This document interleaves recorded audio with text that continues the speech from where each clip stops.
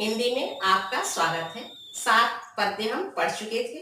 आज हम 8वें पद्य को देखेंगे। इस पद में उस समय का वर्णन सूरदास जी ने किया है जब कृष्ण अपने मित्र उद्धव को ब्रज भेजते हैं गोपियों को समझाने के लिए कि वह कृष्ण को छोड़ करके निराकार ब्रह्म की आराधना करें। तो देखिए गोपियां क्या कहती हैं।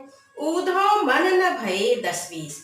हे उद्धव, मन 10 या 20 नहीं होता है।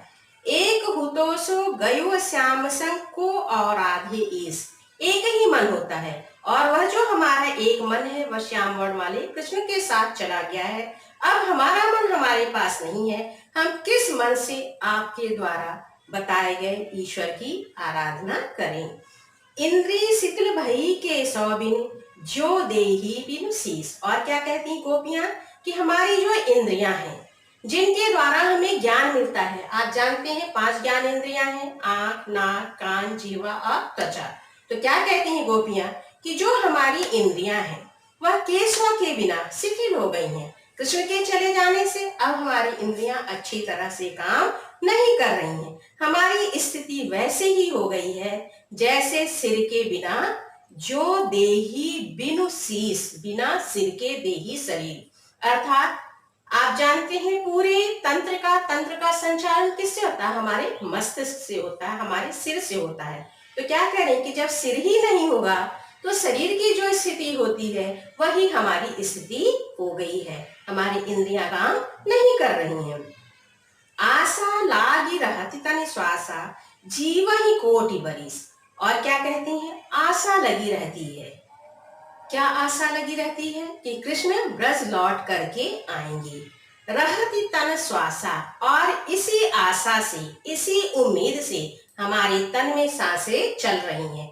जीवन का एक लक्षण क्या है? सांसों का चलना। जब तक हम सांस निश्वास की प्रक्रिया चलती है तब तक हम जीवित हैं। तो वही क्या कह रहे हैं कि हमारे शरीर में सांस तो चलती रहेगी, क्योंकि यह हमें आशा है, यह हमें उम्मीद है कि कृष्ण मथुरा से लौट करके आएंगे। और इस उम्मीद में जीवा ही कोटि बरिस, हम करोड़ों वर्ष तक जीवित रह सकती हैं। तुम तो सखा श्याम सुंदर के। और क्या कहती हैं कि आप तो श्याम वर्ण वाले सुंदर शरीर वाले जो कृष्ण हैं उनके आप मित्र हैं। सकल योग के ईश, और संपूर्ण योग साधना को आप जानने वाले हैं। सूर हमारे नंद नंदन बिनु और नहीं जगदीश। सूरदास जी कहते हैं कि गोपियां कहती हैं कि जो नंद को आनंदित करने वाले कृष्ण हैं उनके अतिरिक्त हमारा कोई स्वामी नहीं है। और जो हमारा एक मन था वह कृष्ण के साथ चला गया, अब दूसरा मन हमारे पास नहीं है। तो यहाँ पे मन के बारे में कवि ने बताया है कि मन एक ही होता है और उसी मन से हम कोई काम कर सकते हैं। ब्रज भाषा है और अनुप्रास अलंकार है। अब अगला देखिए, गोपियां उद्धव से क्या कहती हैं।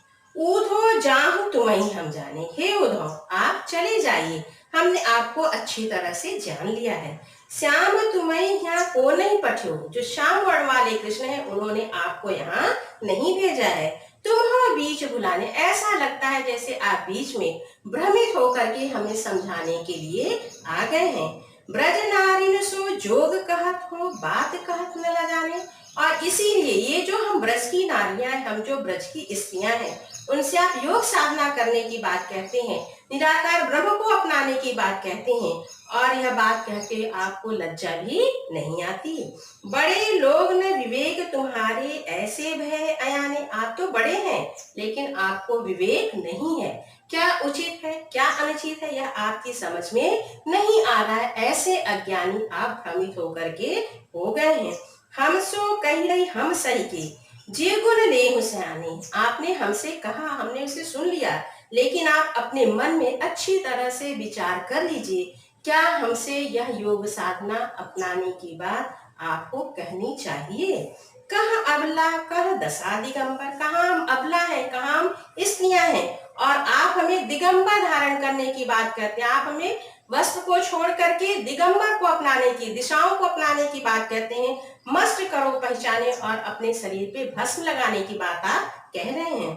साच कहो तुमको अपनी सो। फिर गोपियां क्या कहती, हे उद्धव, सचमुच हम आपसे जानना चाहते हैं, अपनी सौगंध दिला करके बूझत बात न निदाने, हम आपसे यह जानना चाहते हैं। सूर्य श्याम जब तुम ही पठायो तब नय कहूँ मुस्काने। जो श्याम वर्ण वाले कृष्ण हैं, जब उन्होंने आपको ब्रज भेजा, जब वह आपको यहाँ आने के लिए कह रहे थे, तो क्या वह मुस्कुरा रहे थे? अर्थात यहाँ पर गोपियां कहती हैं कि कृष्ण ने आपको हमसे योग साधना अपनाने का संदेश देने के लिए नहीं भेजा होगा। यह आपका 9वां पद पूरा हुआ। इसके बाद हम कल पढ़ेंगे। धन्यवाद।